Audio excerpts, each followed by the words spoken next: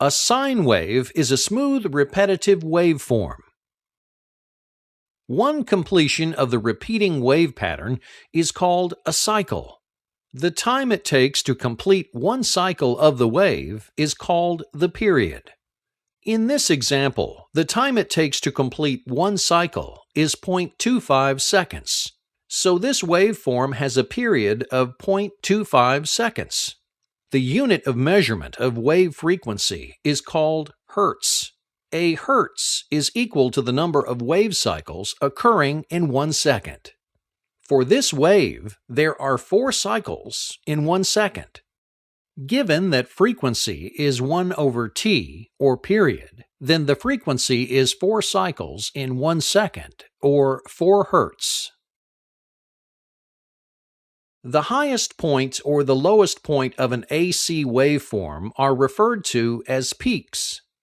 Peak amplitudes or values can be measured in the positive direction starting from the baseline or in the negative direction. The peak-to-peak value is measured from the negative aspect of the waveform to the positive aspect. In symmetrical waveforms, the peak-to-peak value is twice the peak value.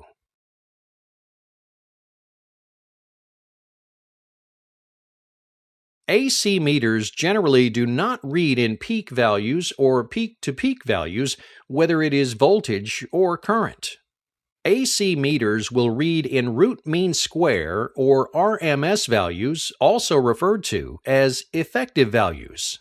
If the DC is set at 10 volts, this will produce a certain amount of power and heat in the resistor.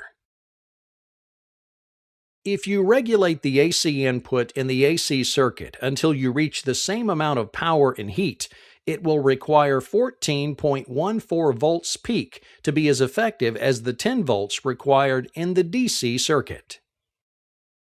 This is due to the alternating characteristic of an AC wave whereby voltage oscillates between peak-to-peak maximum values. Thus, on average, full voltage is not being continuously delivered to the AC circuit to generate the same power as a DC circuit. Therefore, to compensate, AC circuits need higher voltage input. When the power in the DC matches the power you produce in the AC voltage of 14.14 volts at its peak is as effective in producing the same power as 10 volts in a DC circuit. Therefore, we can define the AC peak value as 1.414 times 10 volts or 10 RMS, which equals 14.14 volts. You may also want to determine the RMS by dividing the AC peak value of 14.14 volts by 1.414 to get 10 volts or 10 RMS. Therefore, an AC voltmeter connected across the resistor in the AC circuit would read 10 volts. In this animation, we'll examine the steps required to calculate the instantaneous voltage at a given point in a circuit containing a sinusoidal voltage source. This circuit contains 2 resistive elements and a single sinusoidal voltage source. Here we can see the typical output waveform produced by this type of source. The voltage appearing across the terminals of this source at any given time can be calculated using the relationship shown here. In this relationship, E represents the instantaneous voltage in volts. EP represents the peak voltage in volts. Omega represents the angular velocity and is measured in radians. F represents the frequency of the source in hertz, and T represents the desired time in seconds. The angular velocity for a source of this nature can be calculated by multiplying the frequency by a factor of 2 pi. The angular velocity in this relationship is expressed in radians per second. As radians are not the normal angular measure that most people are used to, we can convert the radian measure into an equivalent degree measure. For the example circuit shown here, we are asked to calculate the voltage at point A after 10 milliseconds. For the purpose of this question, we will assume a positive going value of 0 volts at time equal to 0 seconds.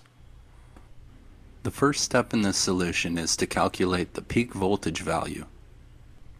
This is accomplished by multiplying the provided RMS source voltage by a factor of the square root of 2. The resulting peak voltage for this source is 169.7 volts.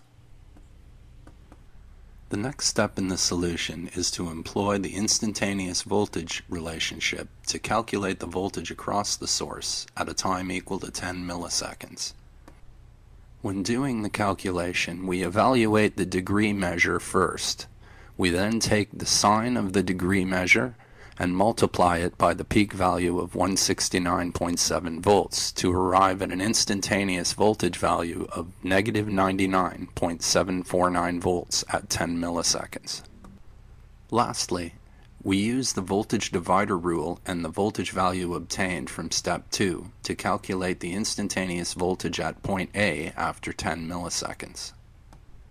We use the instantaneous source voltage value along with the resistor values to arrive at a final voltage of minus 67.945 volts. Therefore, the instantaneous voltage at point A in the circuit after 10 milliseconds will be approximately negative 67.95 volts.